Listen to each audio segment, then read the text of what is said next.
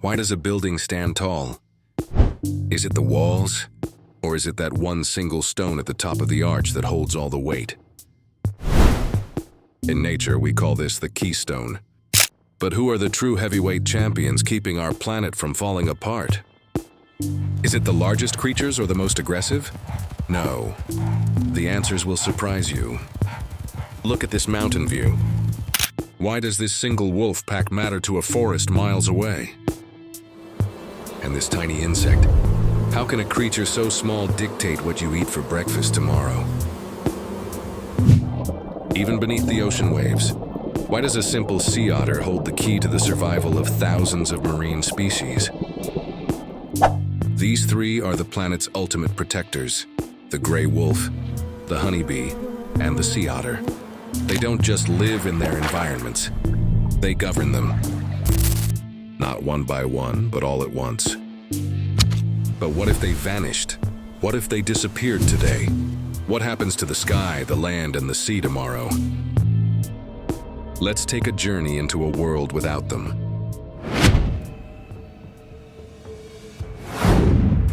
The first few weeks, everything looks normal on the surface, but a quiet crisis has begun. Walk into the forest. What do you notice? It's completely silent. Why has the forest lost its echo? Because the wolves are gone. And look at the deer herd. Why are they suddenly standing in the open fields without a care in the world? Because their only threat has vanished. With no predators to hunt them, their populations begin to explode instantly. Now look at this vast field of sunflowers. Why is it so still? Why is there no hum in the air? The bees have vanished. Look closely at this apple blossom. Why is it drooping and drying up in the prime of spring? Without bees, the plants are frozen in time, unable to reproduce. Because there are no pollinators to give it life. And what about the oceans? Why do the waves look empty? And why are these sharp, purple sea urchins suddenly covering the seafloor like an unstoppable army?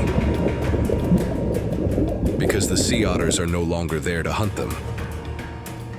The check and balance system of our planet has broken.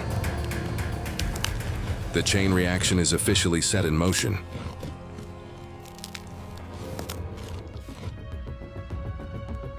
Months pass by.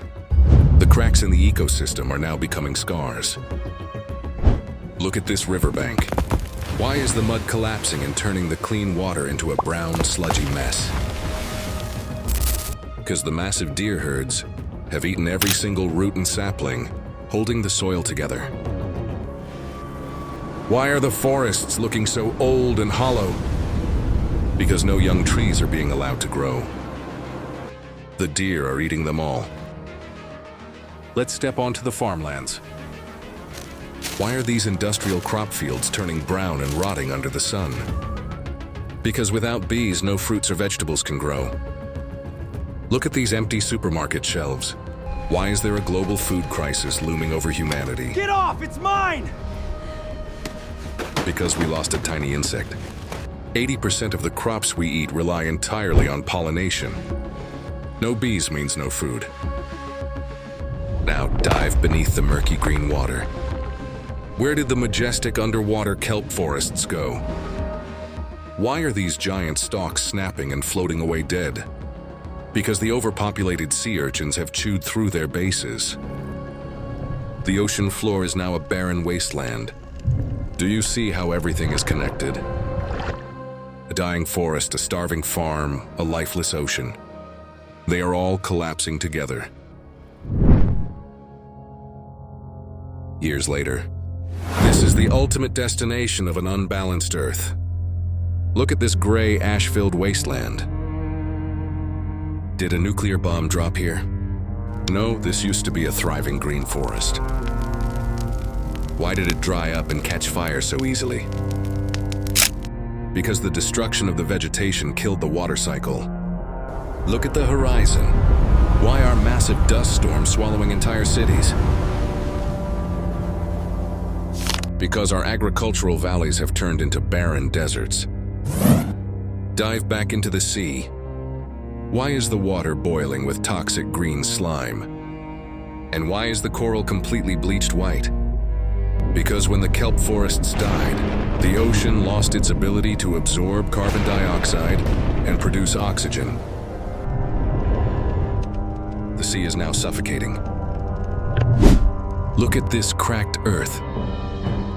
Why is the atmosphere choked with dark pollution? Because we lost our two greatest carbon sinks, the land forests and the ocean kelp. Global warming has accelerated beyond control. Without the wolf, the bee, and the otter, the planet has lost its lungs, its food, and its stability. This is the end of the habitable world. But wait, does it really have to end this way? Look at this transformation. Why is the color suddenly returning to the earth? Why does the wolf's breath look so majestic in the snow? Because this doesn't have to be our future. This is a reminder of the power these creatures hold. Why do humans need to protect a wild predator, a stinging insect, and a marine mammal? Because they are the caretakers of our survival.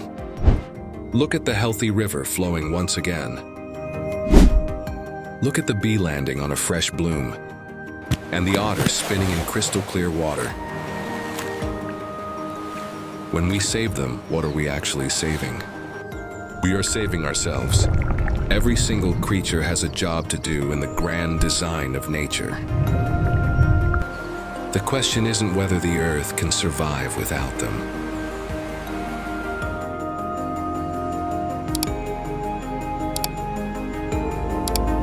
The question is, can we?